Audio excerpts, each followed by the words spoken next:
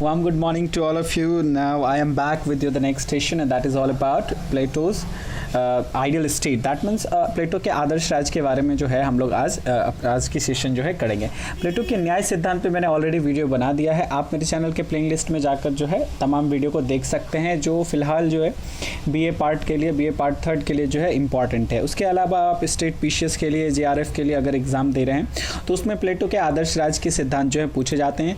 तो मैंने प्लेटो के जो है न्याय पे भी वीडियो न्याय पे भी जो वीडियो ऑलरेडी बना चुका हूँ, और आज जो है हम आदर्श राज पे भी देख लेंगे कि आदर्श राज जो है प्लेटो के वो किस तरह के थे, उनकी क्या काल्पनिक राज्य थी, इन सब के बारे में जो है आज के सेशन में हम लोग करेंगे। तो आइए चलिए हम स्टार्ट करते हैं आज का सेशन और इसमें देखते हैं कि प्लेटो के आदर्श राज के क्या महत्व हैं, कौन कौन से इनकी आलोचना की गई है और क्या जानकारियाँ जो हैं इसमें इंपॉर्टेंट है, वो सारे चीज़ जो है हम लोग आज इकट्ठा करते हैं और उसकी जानकारियाँ लेते हैं।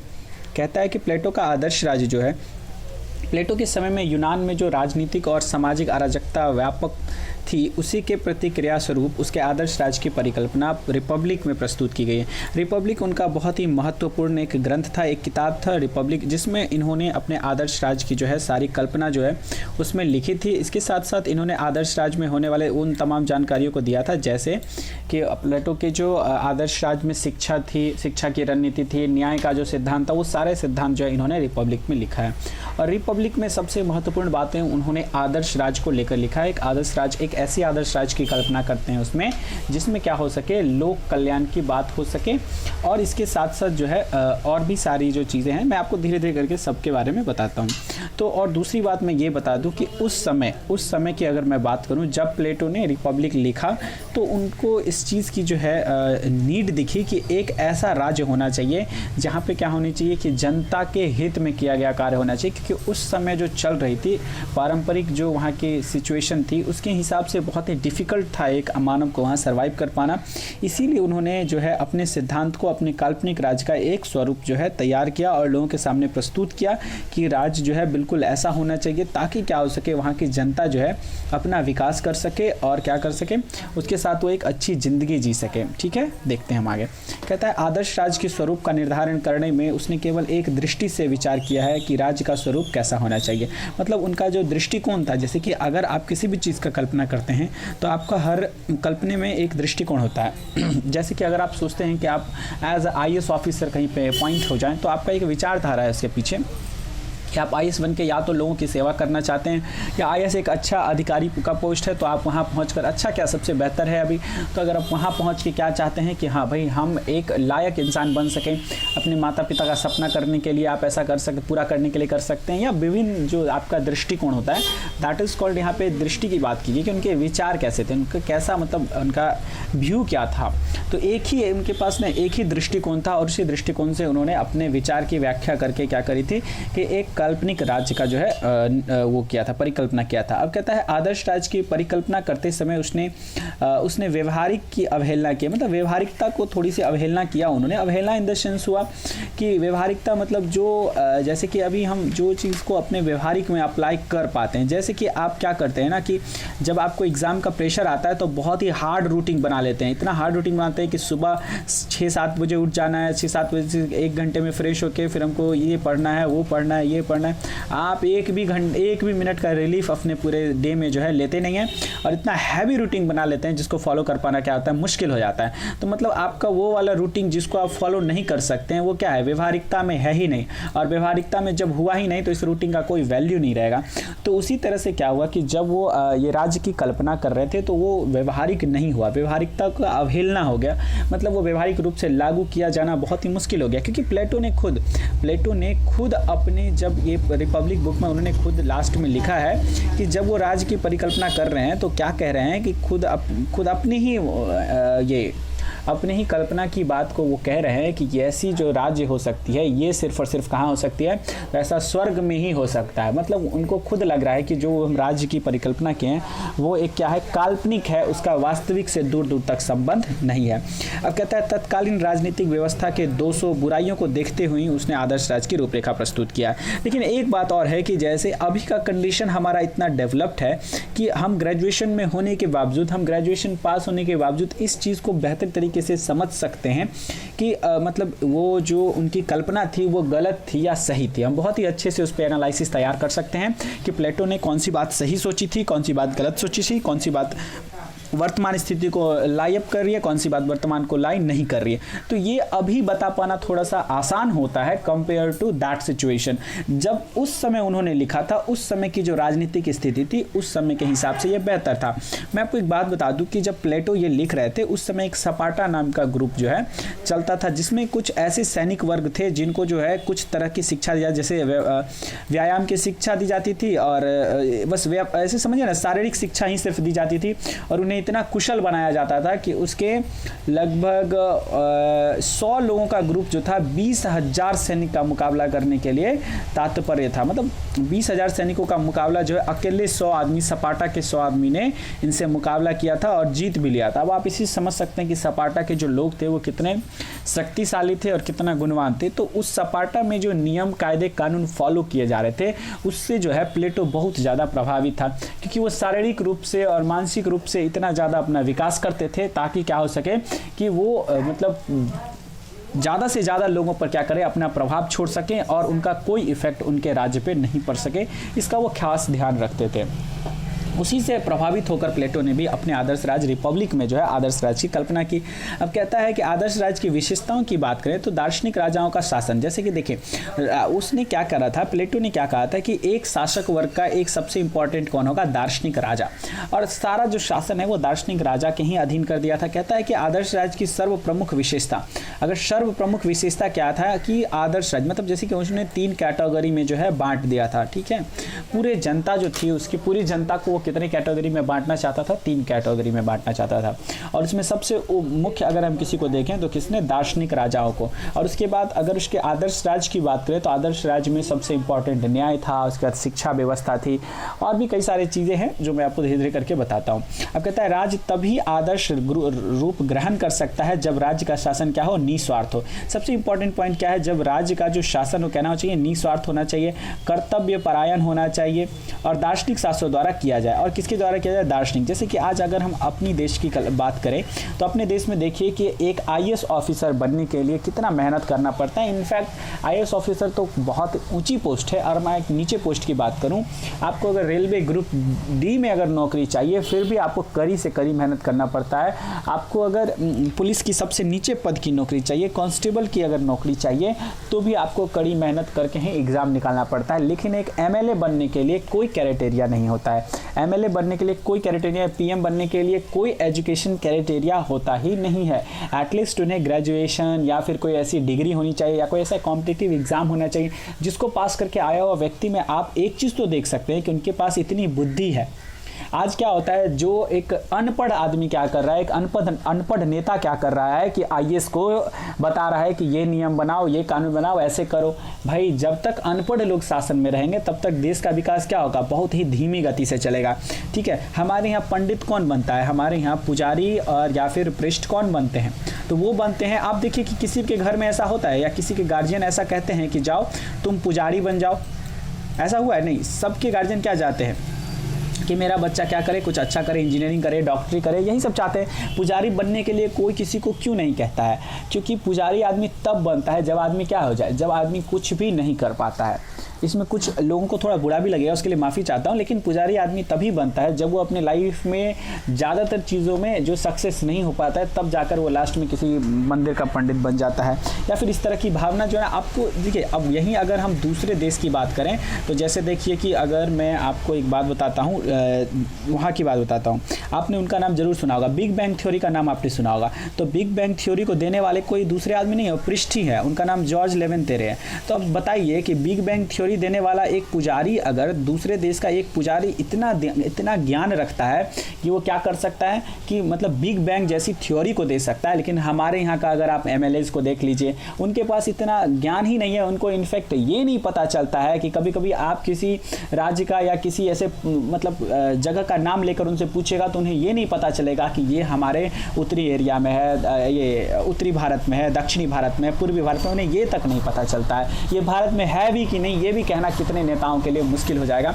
वो देश की क्या भले क्या कितनी विकास कर सकते हैं, आप सोच के देखिए। एक उनके नीचे काम करने वाला आईएएस ऑफिसर को इतना पढ़ के जाना पड़ता है, उन्हें पढ़ने की कोई क्राइटेरिया नहीं है। तो इस तरह से क्या होता है ना कि उनको ये सब पता ही नहीं होता, उनको व्यवहारिक ज्ञान नहीं पता है। उनको अगर हम छूट दे देना कि बिहार का डेवलपमेंट करना है, उनके हाथ में दे दें, तो वो बस ये नहीं देखेंगे कि बिहार का डेवलपमेंट कैसे होता है, बल्कि वो ये देखेंगे कि अगर बिहार का विभाजन करने से कुछ अच्छा हो जाता है तो वो बिल्कुल नहीं सोचेंगे कि इसका फ्यूचर क्या होगा, नहीं होगा, बिहार का विभाजन कर देंगे। तो ये सब बहुत ही अजीब बात है। लेकिन जो प्लेटो अपने राज्य की कल्पना करता था वो निस्वार्थ शासक, वो ऐसे आदमी के हाथ में शासन और बागडोर देना चाहता था जो क्या हो, निस्वार्थ हो, कर्तव्य परायण हो, मतलब कर्तव्य के लिए वाद्य हो, निस्वार्थ हो, जिसके अंदर कोई स्वार्थ नहीं। आज हमारे यहाँ एमएलए एमपीज को देख लीजिए, सब स्वार्थी हैं, अपने लालच अपने सत्ता के लोभ में जो है हर चीज करते हैं। आज एमएलए वही बनता है जो हजार मर्डर करके 100 मर्डर करके जो है पॉलिटिक्स में आता है। तो ये सब बातें क्या है, आप इसी से समझ सकते हैं कि प्लेटो अपने आदर्श राज्य में किन बातों को रखता है और वो कितना इंपॉर्टेंट क्यों होता है। अब कहता है कि प्लेटो विवेक को व्यक्ति का सबसे महत्वपूर्ण तत्व मानता है, और स्वाभाविक सी बात है, जिसके पास अगर विवेक है वो देश समाज और अपने परिवार के लिए कभी गलत जो है काम नहीं करेगा। तो कहता है कि प्लेटो विवेक को क्या मानता था, व्यक्ति का सबसे महत्वपूर्ण तत्व समझता है, और उसके अनुसार विवेक संपन्न लोगों द्वारा ही शासन का कार्य किया जाना चाहिए। इस कारण राज्य के उच्च शिखर पर दार्शनिकों को नियुक्त किया। मतलब वो क्या मानता था कि विवेक, जिसके पास अगर बुद्धि है, जिसके पास ज्ञान है, जिसके पास विवेक है, वही व्यक्ति क्या है, सबसे महत्वपूर्ण तत्व है। और उसको ही क्या बनाना चाहता था, वो दार्शनिक राजा बनाना चाहता था। दार्शनिक राजा इन द सेंस हुआ जैसे हमारे प्राइम मिनिस्टर जो पूरे देश को कोऑर्डिनेट करते हैं, तो वो यही बनाना चाहता था। किसको, एक ऐसे व्यक्ति को बनाना चाहता था जिसको 50 वर्ष तक शिक्षा दिया जाता था, और लगभग 40-45 वर्ष तक दिया जाता था, और 10-15 साल जो है उन्हें व्यवहारिक ज्ञान लेने के लिए समाज में छोड़ दिया जाता था। तो उसके बाद क्या तैयार होते थे, उनके दार्शनिक राजा तैयार होते थे। लेकिन आप सोचिए कि कहाँ पे प्लेटो यही सोच रहा था। प्लेटो की ये आदर्श राज्य की शिक्षा प्रणाली ऐसी थी कि 50 साल तक पढ़ाना चाहता था, और आज हमारे यहाँ गवार लोग जो हैं क्या होते हैं, सीधे शासन में चले आते हैं। तो आप इस दोनों के डिफरेंस को ना बेहतर तरीके से समझ पाएंगे। तो प्लेटो की विचारधारा कितनी सही थी, कितनी गलत थी, आप इसका एनालिसिस कर पाएंगे। अब कहता है रिपब्लिक में उसने स्पष्ट रूप से लिखा है कि हमारे नगर राज्यों में तब तक कष्टों का अंत नहीं होगा जब तक कि दार्शनिक राजा न होंगे और इस संसार में नरेशों और युवराजों के दर्शन की भावना और सत्ता न होगी। आप देख रहे हैं उनका कहना क्या था कि संसार में तभी ये मतलब एक सही मकसद पे राज्य और संसार पहुंचेगा जब तक कि क्या होगा, जब तक कि सत्ता की भावना लोगों में खत्म नहीं होगी। मतलब सत्ता नहीं होगा, या कोई अपने आप को राजा नहीं समझेगा, नरेश नहीं समझेगा, युवराज नहीं समझेगा। इन सब गतिविधियों को खत्म करने के लिए वो एक ऐसे दार्शनिक राजा की बात करता था, कल्पना करता था, जो सिर्फ और सिर्फ राज्य के विकास की जिक्र करे और राज्य के विकास के लिए तत्पर हो। उसका अपना कोई स्वार्थ ना हो, उसका कोई अपना परिवार ना हो, उसका कोई संपत्ति ना हो। बात समझ रहे हैं आप? देखिए आगे आप बढ़ते हैं। कहता है कि दार्शनिक शासक राज्य के हितों के साथ अपने हितों का पूर्ण सदा में स्थापित कर लेता है। क्या कहता है कि दार्शनिक जो शासक होता है वो राज्य के हितों के साथ अपने हितों का पूर्ण सदा में स्थापित कर लेता है। अब आप सोचिए ना, प्लेटो एक ऐसे दार्शनिक राजा की बात करता था जिसको वो ना तो पारिवारिक जीवन जीने के लिए छोड़ता था, मतलब जैसे कि वो परिवार नहीं बना सकता था, वो किसी से शादी नहीं कर सकता था, वो अपना परिवार नहीं रख सकता था, वो महलें नहीं बना सकता था, वो संपत्ति नहीं रख सकता था, वो अच्छे वस्त्र नहीं धारण कर सकता था, वो अच्छा खाना नहीं खा सकता था। ये सारी जो कंडीशन है वो दार्शनिक शासन पर लागू होता था। क्यों? क्योंकि अगर उन्हें जिंदगी का सुख सुविधा दे दिया जाएगा तो क्या चाहेगा कि इससे और बेहतर सुख मिले, इससे और बेहतर सुख मिले, और राज्य की भलाई को छोड़कर वो अपने हित में लग जाएगा। और आज क्या होता है, आप देखिए इतना ज्यादा नेपोटिज्म होता है हर चीज में। देखिए एक विधायक का बेटा विधायक ही बनता है, एक हीरो का बेटा हीरो ही बनता है। आपको क्या लगता है कि एक विधायक का बेटा ही अच्छा विधायक का काम कर सकता है? एक पढ़ा लिखा लोग या एक दूसरे परिवार का लोग या दूसरे समाज का लोग उससे बेहतर काम कर सकता है कि नहीं? तो कर सकता है। तो ये सारी बातें जो है हमें खुद अंडरस्टैंडिंग है, लेकिन हम इसके अगेंस्ट बात को आवाज नहीं उठा सकते हैं। लेकिन वही दार्शनिक राजा जो थे प्लेटो, दार्शनिक विचारक जो प्लेटो थे, उसने दार्शनिक राजा की कल्पना की थी जो क्या करे, राज्य के अपने हित का जो है राज्य के हितों से जोड़ ले। जो राज्य का हित होगा वही उसका हित होगा, ऐसी जो है वो अपनी अवधारणा बना ले। ठीक है। अब कहता है अपने सर्वमुख एकमात्र कर्तव्य समझता है, हित व कल्याण। क्या कहता है, कल्याण को अपना सर्वमुख, मतलब जनता का कल्याण को ही अपना क्या समझे, वो एकमात्र कर्तव्य वो समझे। अब कहता है वो सत्य का अनावर्त अनावेशन होता है, कहता है वह सत्य का अनवर्त अनावेशन होता है तथा उसमें श्रेष्ठ आत्मा की सभी लक्षण विद्यमान होते हैं। अब श्रेष्ठ आत्मा क्या कहता है, जैसे कि प्लेटो का क्या मानना है कि न्याय क्या होता है, कि न्याय जो है आंतरिक चीज़ है। जैसे कुछ लोगों की अवधारणा है न्याय क्या है, आंतरिक चीज़ नहीं है, लेकिन प्लेटो क्या मानता है कि न्याय जो है ये आत्मा से उत्पन्न होती है, ये अंतर आत्मा से उत्पन्न होती है। क्या होती है, ये आत्मा से उत्पन्न होती है। ये बहुत ही मतलब महत्वपूर्ण बात है। अगर आप इसको सच अपने से लिंक करके देखेंगे तो बातें सही आपको दिखेगी कि न्याय क्या होता है, इंसान के आत्मा से जुड़ा होता है। जो आत्मा से शुद्ध होता है, जो आत्मा से न्याय की भावना रखता है, वो कभी भी गलत नहीं करता है, ठीक है। अब ये कहता है आदर्श राज्य में शासन सरकार के नियमों द्वारा न होकर दार्शनिक राजाओं द्वारा निर्मित होगा तथा इसी कारण दार्शनिक राजा पर कानून का कोई बंधन नहीं होगा। जैसे हमारे यहाँ क्या है कि कॉन्स्टिट्यूशन भी कई सारे क्या करते हैं, नियमों से हमें बांध कर रखते हैं ताकि हम स्वतंत्र रूप से जो है सिर्फ और सिर्फ स्वतंत्र, जैसे कि नियम तो बनते हैं लेकिन बिल्कुल स्वतंत्र रूप से नहीं बनते हैं। जैसे कि हमें फंडामेंटल राइट्स दिए गए हैं, उस राइट्स को क्रिटिसाइज करने वाला अगर कोई नियम आ जाता है तो हम सुप्रीम कोर्ट में जाके ब्लेम करते हैं और वो नियम क्या हो जाता है, नियम हमेशा के लिए एबॉलिश यानी कि खत्म कर दिया जाता है। लेकिन एक आदर्श राजा जो होगा, एक दार्शनिक राजा जो होगा, उसको किसी भी बंधन में नहीं रखा जाएगा, वो स्वतंत्र रूप से नियम को बना सकता है जो राज्य के हित के लिए हो, ठीक है। अब देखिए कहता है आगे आदर्श राज्य के शासन को दार्शनिकों का असमित राज्य कहा जा सकता है। क्या कहता है कि आदर्श राज्य के शासन को दार्शनिकों का असीमित राज्य कहा जा सकता है क्योंकि वह सभी प्रकार के कानून को नियंत्रण से मुक्त होता है। इसको क्या कर सकते हैं हम, असीमित राज्य कहा जा सकता है। असीमित का मतलब हो गया कि उस पर कोई अगर बंधन नहीं लगेगा तो वो क्या है, असीमित ही है ना, उसको कहीं पे भी कोई सीमा की जरूरत नहीं है, उसमें कोई सीमा नहीं बना है। अब न्याय की व्यवस्था देख लेते हैं, क्योंकि रिपब्लिक में अगर आदर्श राज्य के बाद सबसे इंपॉर्टेंट कुछ है तो वो न्याय ही है, ठीक है, न्याय ही है। क्योंकि वो जो अगर हम रिपब्लिक की बात करें तो रिपब्लिक का दूसरा नियम ही क्या है, न्याय से संबंधित है, ठीक है। अब देखिए कहता है कि प्लेटो के आदर्श राज्य की सर्व प्रमुख विशेषता, न्याय आदर्श राज्य का मतलब इसकी सर्व प्रमुख विशेषता क्या है कि न्याय आदर्श राज्य का प्राण तत्व है। न्याय क्या है, आदर्श राज्य का क्या है, प्राण है, प्राण तत्व है तथा यह राज्य की एकता को बनाए रखने वाला सूत्र है। मतलब अगर देखिए कि राज्य की एकता तभी तक बनी रहेगी जब तक हर व्यक्ति के साथ क्या हो, न्याय हो, और हर एक व्यक्ति दूसरे व्यक्ति के साथ तभी जुड़ा होता है जब क्या होता है कि न्याय की कल्पना बनी रहती है कि नहीं। अब देखिए राज्य अथवा समाज की आवश्यकता और व्यक्तियों की योग्यता को ध्यान में रखते हुए प्रत्येक व्यक्ति के कुछ निश्चित कर्तव्य निर्धारित किए जाते हैं। प्रत्येक व्यक्ति द्वारा अपनी पूर्ण क्षमता के आधार पर अपने कर्तव्यों का पालन करना और दूसरे व्यक्ति के कार्यों में हस्तक्षेप न करना ही न्याय है। अब न्याय की अगर हम परिभाषा देखें किसकी, तो प्लेटो की न्याय की परिभाषा को देखें तो प्लेटो एक अहस्तक्षेप की नीति अपनाता है। मतलब कि प्रत्येक व्यक्ति जिसमें वो निपुण है वो अपनी कामों को करे और दूसरे के कामों में हस्तक्षेप ना करे, ये भी एक तरह का क्या है, प्लेटो के हिसाब से न्याय ही है। इतनी बात आपको समझ में आएगी। अहस्तक्षेप की नीति मतलब होता है कि जैसे कि अगर कोई व्यापारिक वर्ग है, ये उत्पादक वर्ग है, तो वो सैनिक वर्ग के कामों में हस्तक्षेप ना करे। अगर कोई सैनिक वर्ग है तो वो दार्शनिक राजा के कामों में हस्तक्षेप ना करे। मतलब इस तरह की बातें जो है ये प्लेटो कहता है और इसी को न्याय मानता है। अब कहता है मानवीय आत्मा के 3 तत्व होते हैं। मैंने पहले ही बताया कि न्याय को वो क्या मानते हैं, न्याय को वो आत्मा के रूप मानता है। तो क्या कहता है कि मानवीय आत्मा यानी कि मानव की जो आत्मा है उसके 3 तत्व हैं। कौन कौन से, विवेक, साहस और तृष्णा।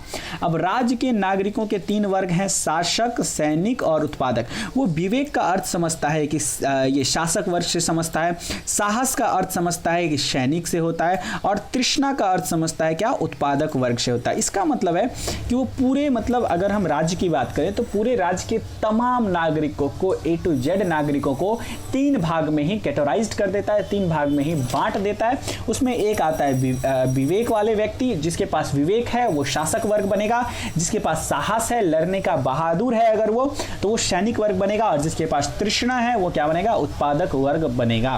उसके बाद कहता है कि न्याय प्राप्ति का उपाय क्या है, प्रत्येक व्यक्ति केवल उन्हीं कार्यों को करे जिससे करने में वो सर्वाधिक योग और उपयुक्त हो। मैंने अभी आपको बताया कि वो क्या चाहता था कि न्याय का मतलब यही होता है कि प्रत्येक व्यक्ति सिर्फ उसी काम को करे जिस काम के लिए उसे चुना गया है और जिसमें वो सर्वाधिक योग्यता रखता हो। इसी कारण प्लेटो के न्याय सिद्धांत को कार्य विभाजन, यही रीजन रहा है कि प्लेटो के न्याय सिद्धांत को क्या कहा जाता है, कार्य विभाजन कहा जाता है या कार्य विशेषीकरण कहा जाता है। ठीक है, कार्य विशेषीकरण या कार्य विभाजन कहे जाने का रीजन यही है क्योंकि उसने क्या किया था, कार्य के आधार पर और ज्ञान के आधार पर नागरिकों का विभाजन कर दिया था। ठीक है, न्याय आदर्श राज्य की बहुत महत्वपूर्ण तत्व है। किसी भी राज्य के लिए न्याय क्या है, एक महत्वपूर्ण तत्व साबित होती है। अब शिक्षा की व्यवस्था अगर हम देखें उसके आदर्श राज्य में तो कहता है कि शिक्षा, आदर्श राज्य में शिक्षा की महत्वपूर्ण भूमिका है। न्याय का ज्ञान ही शिक्षा है। वो क्या एकदम सिंपल शब्दों में क्या कहता है कि अगर आपके पास न्याय का ज्ञान है तो यही आपकी सबसे महत्वपूर्ण क्या है, शिक्षा है। उसके बाद क्या कहता है कि व्यक्तियों के शारीरिक, मानसिक तथा नैतिक विकास के लिए शिक्षा महत्वपूर्ण कार्य है और राज नियंत्रित होना चाहिए। क्या कहता है कि प्लेटो एक बहुत ही महत्वपूर्ण बात कहता है कि शिक्षा जो है वो उसके जीवन के लिए सबसे महत्वपूर्ण तत्व है। इसीलिए वो शिक्षा को किसी भी प्राइवेट कंपनियों को नहीं देना चाहता है बल्कि राज्य के नियंत्रण में रखना चाहता है, क्योंकि वो बिल्कुल भी नहीं चाहता है कि उसका जो युवा वर्ग है वो किसी अन्य चीज़ से लोभित होकर शिक्षा प्राप्त करे या अन्य चीज़ से लोभित हो जाए। जैसे आज हमारे युवा की बात करें तो हमारा युवा क्या होता है कि जैसे जैसे वो बड़ा होते जाता है, अब प्राइवेट कंपनी की वजह से या प्राइवेट शिक्षा की वजह से वो बहुत सारे चीज़ों पे भटकता चला जाता है। जैसे कि कभी कुछ व्यक्ति देखिए आप नशा में ज़्यादा लीन हो जाता है, कुछ व्यक्ति जो है जैसे कि असामाजिक तत्वों में विलीन होने लगता है, कुछ व्यक्ति जो है टेक्नोलॉजी के पीछे भागने लग जाता है और अपने जीवन को क्या करता है, कोलैप्स कर लेता है। तो ये सब बातें जो है प्लेटो उसी समय विचार करके अपने रिपब्लिक पुस्तक में बातों को रखा कि शिक्षा जो सबसे महत्वपूर्ण चीज़ है और शिक्षा को जो है राज्य के नियंत्रण में रखा जाना चाहिए, न कि इसे प्राइवेटाइजेशन करना चाहिए और प्राइवेट कंपनियों को देना चाहिए। उसके बाद कहता है संपत्ति और परिवार के साम्यवाद की व्यवस्था। ये बहुत ही इंपॉर्टेंट हो जाता है। मैंने आपको पहले ही लाइन में बताया था कि संपत्ति का साम्यवाद व्यवस्था क्या कहता है कि अभिभावक वर्ग मतलब हो गया कि शासक वर्ग और सैनिक वर्ग को जो है प्लेटो अभिभावक वर्ग कहता है। ठीक है, कहता है अभिभावक वर्ग के लिए संपत्ति व परिवार विषयक साम्यवाद, मतलब न तो उसे संपत्ति रखने का अधिकार होगा और न ही परिवार रखने का अधिकार होगा, क्योंकि हर आदमी बेईमानी और चोरी डकैती सिर्फ और सिर्फ अपने परिवार के लिए करता है। अगर उसके जीवन का उद्देश्य खुद को सर्वाइव करना होगा तो वो निजी से निजी काम करके अपनी जिंदगी को सर्वाइव कर लेता है। उसे अपने मिलने वाले सारे सुख से ऊपर का सुख चाहिए होता है। अपने परिवार के सुखी रखने के लिए वो क्या करता है, चोरी करने लगता है, तो घूस लेने लगता है। आज ही का आप न्यूज़ देखिए, पटना के एक बहुत बड़े इंजीनियर के यहाँ छापामारी हुआ है और आधा किलो सोना, 1 किलो चांदी और 12-15 लाख रुपए मिले। वो ये सब क्यों कर रहा है जब उसे ऑलरेडी एक गवर्नमेंट जॉब है, उसे अच्छी पोस्टिंग है, उसे सारा व्यवस्था मिला हुआ है, फिर भी ये क्यों कर रहा है? क्योंकि वो चाहता है कि मेरा परिवार और उन्नत तरीके से क्या करें, ग्रो कर सके।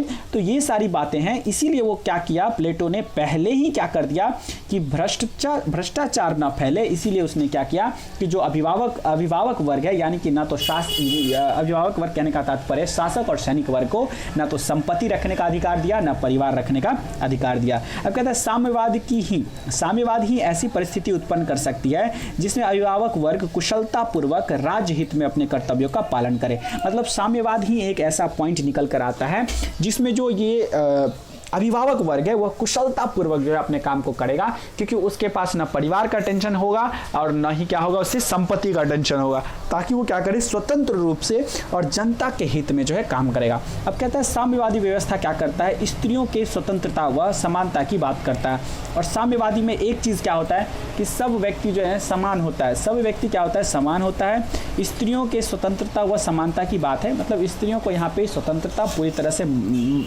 जो है पुरुष के समान दी जाती है और समान अधिकार जो है पुरुष के समान दिया जाता है। उसके बाद कहता है प्लेटो के आदर्श राज्य के मौलिक सिद्धांत को देखिए। अगर हम मौलिक सिद्धांत की बात करें उसके आदर्श राज्य को, तो न्याय मैंने आपको बहुत अच्छे से बताया, न्याय है। उसके बाद राज व्यक्ति का विराट रूप है। राज को क्या बोला जाता है, व्यक्ति का विराट रूप, मतलब जैसे व्यक्ति होंगे राज्य में, राज्य भी वैसा ही होगा। और ये बात कथन सही है ना। आप देखिए कि कुछ पाकिस्तानी मतलब क्या है कि कुछ पाकिस्तानी के ऐसे लोग हैं जो आतंकवाद को बढ़ावा देते हैं। बढ़ावा क्या देते हैं? कुछ पाकिस्तानी तो ऐसे हैं जो आतंकवाद हैं। आज की न्यूज़ में भी जो है ट्रेंड कर रहा है, पकड़े गए हैं 2-3 पाकिस्तानी। तो ये सब बातें क्या है, पाकिस्तान से ही ट्रेनिंग लेकर आए थे और हमारे दुर्गा पूजा वगैरह में जो है उनका बम वगैरह धमाका करने का कुछ प्लान था। तो अब आप देखिए कि कुछ लोगों के वजह से, हालांकि पाकिस्तान में तो ज़्यादा लोग हैं, कुछ लोगों की वजह से पूरा का पूरा पाकिस्तान को किस नज़र से देखा जाता है? तो आतंकवादी के नज़र से। आतंकवादी का गढ़ तब पाकिस्तान, है कि नहीं? तो ये बातें जो हैं कॉमन सी बातें हैं। तो इसमें क्या बोलता है कि राज्य जो है वो व्यक्ति का, मतलब जैसे वहाँ व्यक्ति होंगे वैसा ही राज्य होगा, राज्य को उसी नाम से जाना जाएगा। ठीक है। कार्य विशेषीकरण, कार्य विशेषीकरण में मैंने आपको डिटेल में बताया कि जैसे कि वो कार्य विशेषीकरण पे जो है प्लेटो ज़्यादा ध्यान देता है कि जो साहस वर्ग है वो सैनिक बनेगा, जो विवेक वर्ग है वो दार्शनिक राजा बनेगा, और जो ये तृष्णा वाले व्यक्ति हैं वो क्या बनेंगे? उत्पादक वर्ग बनेंगे। उसके बाद शिक्षा पे भी प्लेटो बहुत ध्यान देता है कि जिसको न्याय का ज्ञान है वही एक्चुअल में शिक्षा है। एक दूसरे काम में इंटरफेयर नहीं करना और हस्तक्षेप की नीति अपनाना ही क्या है? शिक्षा का महत्व अंग है। उसके बाद नागरिकों के 3 वर्ग, नागरिकों के 3 वर्ग भी मैंने आपको बताया। उसका दार्शनिक राजाओं का शासन, दार्शनिक राजाओं का शासन भी बताया कि वो पूरी तरह से स्वतंत्र होता है, उसे संपत्ति का अधिकार नहीं होता है, संपत्ति का अधिकार नहीं होता है। तो ये सब बातें आप समझ गए होंगे। साम्यवाद समझे होंगे। उसके बाद स्त्री पुरुष के समान अधिकार हैं, ये भी साम्यवाद के अंतर्गत आ जाता है। राज्य का हित सर्वोपरि है, ये बात सबसे इंपॉर्टेंट है, राज्य का हित सर्वोपरि है। हमारे नेता चीखते चिल्लाते तो हैं कि हम राज्य के लिए करेंगे, राज्य हमारे लिए सर्वोपरि है, ये है वो है, और जब सत्ता में चले आते हैं तो सारा कुछ भूल जाते हैं। अपने अकाउंट में जब पैसा जमा करने लगते हैं, चारा घोटाला जैसे कांड में जेल चले जाते हैं। इतनी बात आपको समझ में आएगी। व्यक्ति उसका अंग मात्र है। क्या कहता है? व्यक्ति जो है एक राज्य का क्या है? अंग है। और जैसे कि हमारा शरीर क्या है? छोटे छोटे अंगों से मिलकर बना है, उसी तरह से जो राज्य है छोटे छोटे मतलब प्रत्येक व्यक्तियों से मिलकर एक राज्य की कल्पना की गई है। इसके बाद कहते हैं प्लेटो के आदर्श राज्य की आलोचना देख लेते हैं फटाफट की आलोचना क्या क्या की गई। कहता है अतिशय कल्पना प्रधान और अव्यवहारिक है। कुछ लोगों ने क्या कहा कि अतिशय कल्पना प्रधान है। कल्पना प्रधान मतलब होता है कि ऐसा राज्य सिर्फ कल्पना में ही रखा जा सकता है, वास्तविकता में ऐसी राज्य बना पाना बहुत ही कठिन है। और सही बात है, क्योंकि प्लेटो ने खुद भी ये बात कहा अंतिम में जाकर कि ऐसी राज्य की कल्पना ना, ऐसी राज्य जो है कल्पना नहीं, ऐसी राज्य की व्यवस्था स्वर्ग में ही हो सकती है। इसी से आप समझ सकते हैं। और ये अव्यवहारिक मतलब व्यवहारिक रूप से इस तरह को लागू कर पाना ना बहुत ही डिफिकल्ट हो जाता है। इसके कहता है मानवीय आत्मा के 3 तत्वों के आधार पर राज्य, मतलब अब जैसे कि देखिए ये बहुत ही मुश्किल है। अब राज्य में करोड़ों की करोड़ संख्या है। जैसे कि अगर हम सिर्फ यूपी की बात करें तो यूपी में 20 करोड़ जनता है। अब आप बताइए कि 20 करोड़ जनता को ये पॉसिबल है कि सिर्फ और सिर्फ 3 कैटेगरी में बांट दें?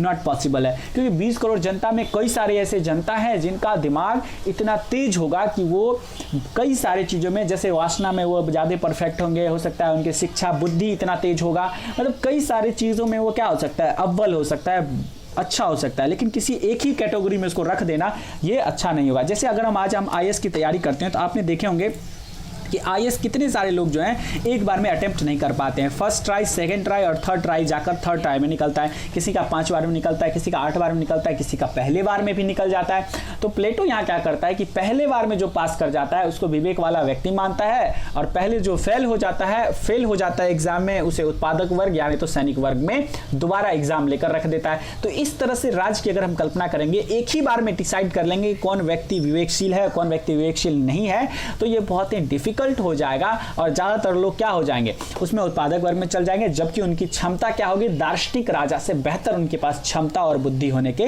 बावजूद भी वो उत्पादक वर्ग में चले जाएंगे। तो ये इसीलिए जो है इनकी आलोचना की गई। उसके बाद कहता है व्यक्ति की अवहेलना और व्यक्ति की स्वतंत्रता का हनन। व्यक्ति की स्वतंत्रता का हनन किस तरह से हुआ?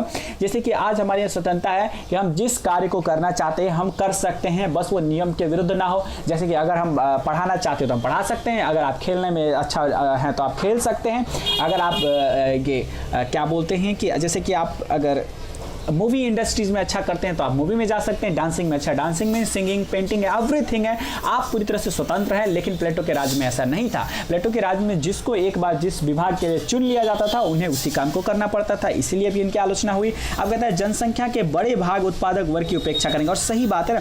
देखिए स्टार्टिंग में हर आदमी एक्टिवेट नहीं होता है पढ़ने के लिए। जैसे हम सब जानते हैं कि हम लोगों की भी क्लास में कुछ 5 ही 6 ऐसे स्टूडेंट हुआ करते थे। अगर हम थोड़ी सी लास्ट ईयर की बात करें, जैसे कि अगर हम 4, 5, 6, 7, 8, 9 ये सब की बात करें तो स्कूल में 4, 5, 10 लड़के 20 लड़के ही ऐसे होते थे जो टीचर की बातों में ज़्यादा लिपटे रहते थे, उनको जवाब देते थे। बाकी पीछे के सारे स्टूडेंट क्या कर रहे थे, अपने मस्ती में खोए रहते थे, उन्हें पढ़ाई लिखाई से बहुत ज़्यादा मतलब नहीं था। हम लोग इनफैक्ट हम लोग भी यही कोशिश करते थे कि कब बेल रिंग बजेगा और बैग उठा के घर जाएंगे, है कि नहीं। तो इस समय इसका मतलब प्लेटो के हिसाब से तो उसी समय डिसाइड हो गया कि हम उत्पादक वर्ग हैं। लेकिन आज हमारे ही क्लास के कुछ बैक बेंचर्स जो हैं IAS का एग्जाम निकाल रहे हैं, PCS का एग्जाम निकाल रहे हैं, SSC में CGL क्रैक कर रहे हैं, तो क्या प्लेटो के हिसाब से तो उसी वक्त हम लोग को छाट दिया जाता और हम लोग क्या बन जाते, उत्पादक वर्ग बन जाते। इसका मतलब समाज का बहुत बड़ा हिस्सा, बहुत ज़्यादा जनसंख्या कहाँ पहुँच जाता, उत्पादक वर्ग में पहुँच जाता। तो ये राज्य के लिए कहीं से भी अच्छा नहीं हो सकता है। अब कहता है कि न्याय सिद्धांत दोषपूर्ण तथा एकांगी था। अब न्याय सिद्धांत क्या था, दोषपूर्ण था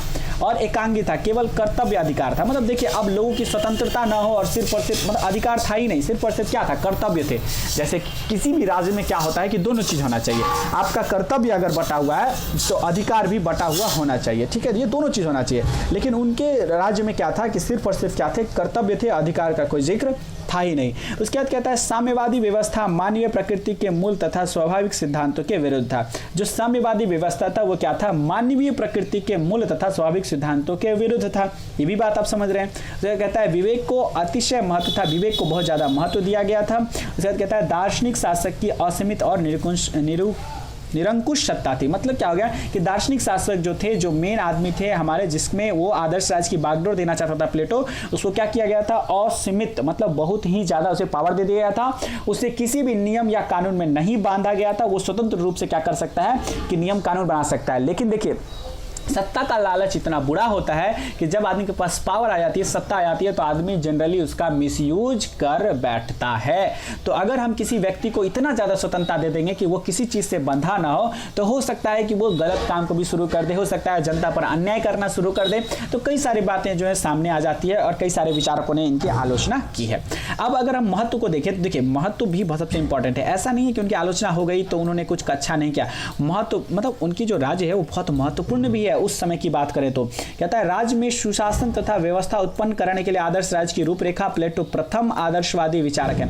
अब देखिए, अगर जैसे कि बहुत सारे लोग जो हैं किसी काम को करते आ रहे हैं और तब आप करते हैं तो आप बहुत बड़ा तीर नहीं मार लेते हैं। आप तीर तब मार लेते हैं जब किसी एक डायरेक्शन में कोई नहीं गया है आज तक और आप उस डायरेक्शन में जाते हैं पहली बार। जब पहली बार किसी ऐसी चीज की खोज करते हैं जिससे दुनिया अनभिज्ञ है, जिससे दुनिया नहीं जानती है, तब आपने तीर मारा, तब आपने महान काम किया। तो उस समय प्लेटो ने क्या किया, ऐसी राज्य की कल्पना की जो वो कहते पहले विचारक थे, और पहले विचारक ने इतनी अच्छी राज्य की कल्पना की और अपनी आदर्शवादिता के आधार पर वास्तविकता में सुधार करने की बात कही। इंपॉर्टेंट बात क्या थी, उनकी विचारधारा में आदर्शवादिता थी। उनकी विचारधारा में क्या थी, आदर्शवादिता थी और वास्तविकता में सुधार की बात कही गई थी, जो उस समय में वहां के राज्यों में जो है जो गंभीर स्थिति थी उसको सुधारने की बात कही गई थी।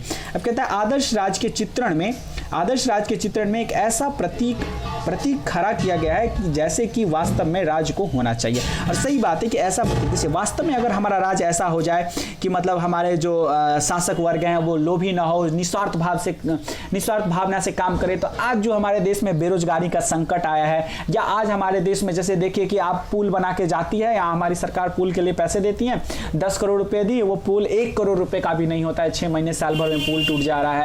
बाढ़ आ जा रही है, बिहार बाढ़ से पीड़ित है, राजस्थान अभी आप देख लीजिए कि राजस्थान में पानी की कमी है। मतलब हर लगभग राज्य जो है इसका जो है मतलब झेल रहा है, मतलब ऐसे समझिए कि ये व्यवस्था को झेल रहा है। हम सब जानते हैं कि हमारे नेता लूट रहे हैं, बर्बाद कर रहे हैं, पैसे खा रहे हैं, फिर भी हम बैठे हुए हैं। क्यों? क्योंकि क्या है, कई सारे कंडीशंस हैं, कानून हैं, ये सब व्यवस्था है। अगर हमारा राज्य सच में अगर एक प्लेटो के राज्य की अवधारणा पे चलता तो हो सकता है हम इससे बेटर कल्पना कर सकते हैं। वास्तविकता से तो किसी को भी पता नहीं होता है कि वास्तविकता में क्या होने वाला है। तो ओवरऑल अगर हम देखें तो ये दोनों ही तरफ क्या हो सकता है, तो एक कल्पना ही मात्र है, लेकिन अगर हम चाहें तो इसकी कुछ बातों को अपने में सम्मिलित कर सकते हैं। 100% तो नहीं, कुछ बातों को अपनी शासन व्यवस्था में जो है अप्लाई कर सकते हैं, ला सकते हैं। अब आप निष्कर्ष अपने हिसाब से भी लिख सकते हैं। आज के लिए बस इतना ही रखते हैं। आपसे एक रिक्वेस्ट है कि हमारे चैनल को लाइक सब्सक्राइब करें, हमें सपोर्ट करें, ज़्यादा से ज़्यादा सपोर्ट करें, ताकि मैं आपके लिए और भी सारे टॉपिक्स पे जो है वीडियो बनाकर लाता रहूँ।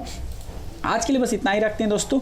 हम फिर मिलेंगे नेक्स्ट सेशन में, जहाँ पे हम और भी सारे टॉपिक्स को पढ़ेंगे।